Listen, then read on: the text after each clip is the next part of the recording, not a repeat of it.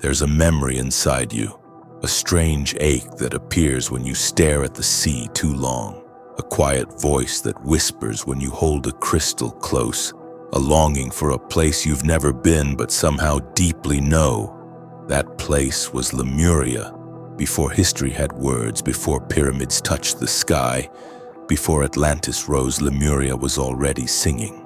This is not just a story about an ancient lost civilization. This is the story of where your soul may have begun, of why you feel what you feel, of what the earth has forgotten and what you are here to remember. So sit back, because the full story of Lemuria begins now. Imagine a time when Earth's surface was vastly different, a time before tectonic shifts scattered the continents. In the vastness of the Pacific and Indian Oceans, there was said to be a massive land, an ancient supercontinent. Spiritualists call it Lemuria or Mu. Some geologists once proposed it too, not for mysticism, but to explain the migration of lemurs across distant islands. But soon science let go of the theory. Spiritual seekers never did, because Lemuria was more than land. It was a civilization, a vibration, a golden age of human consciousness. It's said the Lemurians lived in perfect harmony with nature. They didn't build great stone monuments, they didn't wage wars, they lived with the earth, not on it. In the spiritual view, if Atlantis was the brain full of logic, innovation, control, Lemuria was the heart, feeling, connection, unity. Who exactly were the Lemurians? Many spiritual traditions, from ancient Polynesian myths to modern-day channeled texts, describe the Lemurians as tall, graceful, radiant beings. Their skin was said to glow faintly, almost translucent, with hues of soft gold, blue, or pink. Their eyes were large and gentle, their energy pure calm. They weren't just human in the way we know today. Some believe they were a hybrid of earth beings and star beings, souls that descended from higher realms like Sirius, Pleiades, Andromeda. They chose Earth not to dominate but to help, to seed love, to anchor light, to begin a great experiment. What happens when spirit fully embodies matter? Lemurians communicated not with words but with thought, energy, and heart coherence. They sang songs of healing. They moved water with their minds. They read each other's emotions as clearly as reading a page. Children were raised in circles of elders, animals, and elemental spirits. No one owned another. There were no hierarchies. Love and learning were the cornerstones of daily life. But all golden ages fade. So what happened to Lemuria? There are many versions of the story, and like all myths, truth may lie between the lines, but here's the core. Lemuria and Atlantis existed at the same time, twin flames of Earth's early consciousness. But while Lemuria prioritized heart and spirit, Atlantis became obsessed with power, technology, and mental dominance. What began as complement turned into conflict. Some say Lemurians warned the Atlanteans of the danger of separating mind from heart. Others say Atlanteans wanted to control or experiment on Lemurians for their gifts. A spiritual war began, not with weapons but with vibration, with manipulation of energy, grids, and Earth's ley lines. Eventually, the Earth itself responded. Volcanoes erupted, oceans rose, continents cracked, and Lemuria, that vast garden of peace, sank beneath the waves. But the Lemurians did not all perish. Some passed into higher dimensions, some hid in the hollow realms within the Earth, and others chose to reincarnate. If this all happened so long ago, why does it matter now? Because Lemuria never truly ended. Its frequency still hums through sacred places on Earth. Mount Shasta in California, believed to be home to the underground city of Talos, where Lemurian beings still live in peace. Hawaii, Easter Island, the Andes, places that hold Lemurian codes in their rocks, waters, and winds. and perhaps most importantly, within people. Yes, many believe that souls who once lived in Lemuria are reincarnating now, not to escape this chaotic modern world, but to heal it, to remember, to reawaken, to live in a way that brings heart and harmony back into the human experience. If you feel deep empathy, if you've always loved animals, the ocean, and the stars, if you often feel like Earth isn't your true home, then you may be carrying the Lemurian imprint in your DNA. You may have heard of something called Lemurian seed crystals. They're not just beautiful quartz points with strange ridges. They're believed to be direct messages from the Lemurian age, programmed by the last Lemurians before the fall of their civilization. These crystals are often found buried deep in the earth in Brazil and even Colombia. But what makes them special are the fine horizontal striations along one side like coded lines. Spiritual practitioners believe these markings are etched knowledge waiting to be awakened. And when you meditate with a Lemurian crystal, you don't just feel it, you might actually remember.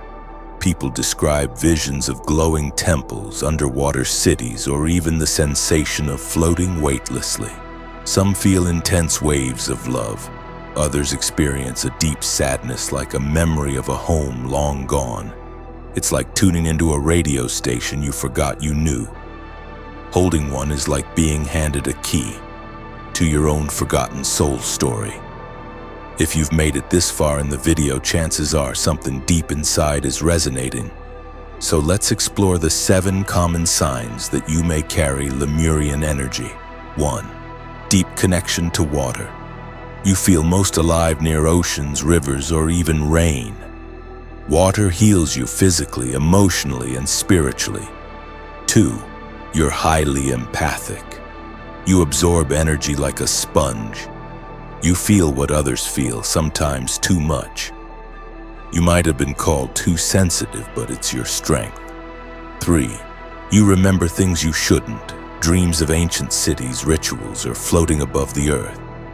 Visions that feel like memories, not fantasy. 4. You're drawn to crystals and natural energy, especially clear quartz. You don't just admire crystals, you communicate with them instinctively. 5. You crave peace, unity, and community. You struggle in competitive, aggressive environments. Your soul longs for cooperation, softness, kindness.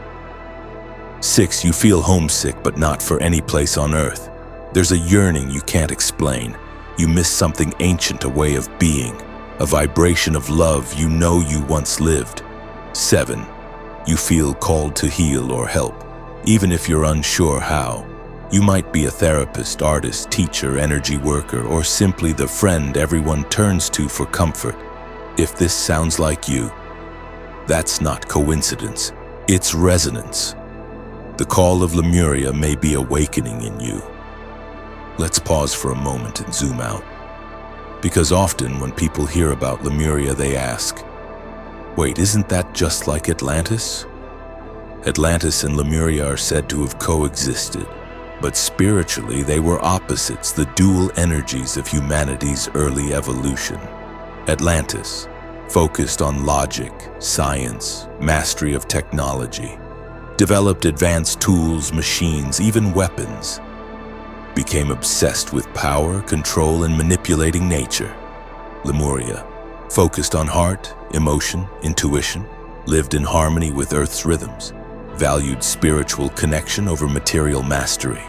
It's the classic duality: mind versus heart, control versus flow, innovation versus wisdom. In fact, many say this very split is still playing out in our world today.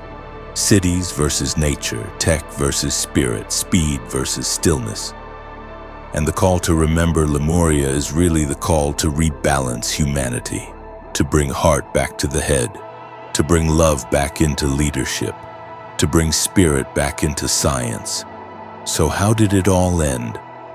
The exact cause of Lemuria's disappearance is debated even among spiritual circles, but most agree. It wasn't just physical, it was energetic. Many say Earth's vibration was shifting. Lower frequencies, fear, greed, control began to grow. The balance was lost. And when consciousness descends, so does the land. Volcanic eruptions tore the continent apart. Earthquakes fractured mountains. Tsunamis swept across what is now the Pacific Ocean. The survivors. Some left the physical plane. Some traveled to other dimensions. Others journeyed deep underground into the inner earth to places like Telos, a mythic crystal city beneath Mount Shasta. And some chose to reincarnate through time, carrying their soul memory in silence, waiting for the moment when Earth was ready to remember. Let's talk about Mount Shasta. This seemingly ordinary mountain in Northern California holds one of the deepest Lemurian connections on the planet. For decades, mystics and spiritual seekers have reported visions, visitations, and dreams linked to Shasta. They describe glowing beings, crystal halls, and an overwhelming sense of peace. Many believe that beneath the mountain lies Telos, a fifth-dimensional city where Lemurians continue to live, hidden from human eyes but accessible in dream states and deep meditation. Some say the Lemurians are guiding us, sending light through the Earth's grid, helping us remember who we are. If you've ever stood near Mount Shasta, you may have felt it, the buzzing hum, the stillness that feels alive, the strange sensation that someone is watching lovingly. Over time, spiritual teachers began to say, Lemuria is not just a lost land, it's a consciousness, a vibrational field that still exists and can be accessed by anyone, anywhere. Think of it this way. Have you ever walked into a forest, stood near a waterfall, or gazed at the stars and felt your entire being soften? That quiet, that deep inner peace, that sense of belonging to something much older than yourself. That's the Lemurian frequency. It's not about where you are. It's about how you are when you live with compassion, when you listen before reacting, when you nurture life instead of extracting from it, when you honor your own rhythm instead of racing to fit a mold. You're tuning back into Lemuria. So the real question isn't, where did Lemuria go? The real question is, can you bring it back through how you live today? You may have noticed something happening in recent years. A global shift. More people are waking up, asking bigger questions, leaving old systems, seeking healing, meaning, connection. This is not random. Many believe we're in the early phases of what's called the Lemurian return, a spiritual renaissance where ancient heart-based wisdom is rising again. Not through one big event, but person by person, soul by soul. Every time you choose peace over conflict, every time you meditate love or connect deeply with nature, you send ripples through the collective. The Lemurians aren't coming back. They already are back in you.